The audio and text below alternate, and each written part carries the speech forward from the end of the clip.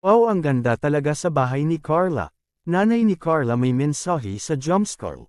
Ano naman kaya iyon? Malalaman na natin yan mamaya.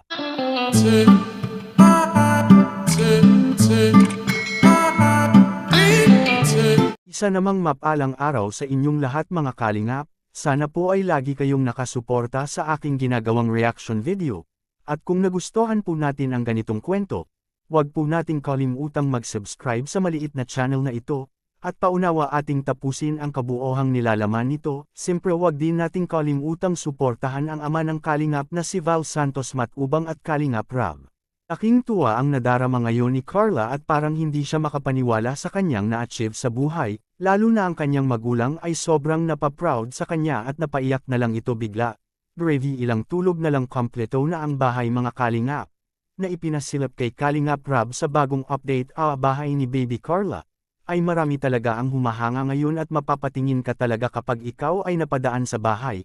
Na ilang tulog na lang ang hinintay nito ay matatapos na. Sobrang tuwa ngayon ang mga viewers at fans ni Carla, ay dahil matatapos na ito mga kalingap.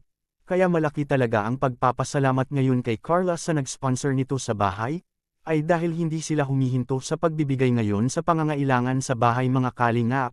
Deserve talaga ito kay Carla at sa kanyang mga magulang sa bagong bahay, na makakatira na sila sa malaking bahay at magaganda mga kalingap. Kahit hindi pa tapos mga kalingap ay umabot na ito sa lagpas ng kalahating milyon mga kalingap. Pamangka ka talaga mga kalingap sa laki nito at sa ganda, kahit si Kalingap Rab hindi makapaniwala ngayon sa bahay ni Carla, ay dahil sa lahat ng binibigyan niya ng bahay sa kanyang mga beneficiary, kay Carla siya ngayon napahanga mga kalingap. Dahil binahagi niya ang mga bahay na nauna pa kay Carla na ginawa ay dito siya sa bahay ni Carla napabilib. Ay dahil malaki ito sa lahat, at kahit hindi pa ito natatapos ay umabot na sa kalahating milyon ang nagastos nito mga kalingap. Kaya sobrang deserve ito kay Carla na magkaroon ng ganito kaganda at kalaki na pabahay, dahil maraming mga manunood ang napasaya niya ng gusto at napakilig, lalo na sa mga taga-ibang bansa mga kalingap ay umabot na doon ang kanilang tambalan, na napakilig din sa kanila at nagpasaya sa mga taga-OFW. Kaya ang ina ngayon ni Carla nagpapasalamat sa Diyos dahil binigyan siya ng anak na napakabait at maaalahanan sa magulang. At nanay ni Carla may mensahe sa mga sponsor lalo na kay Papa Joms mga kalingap.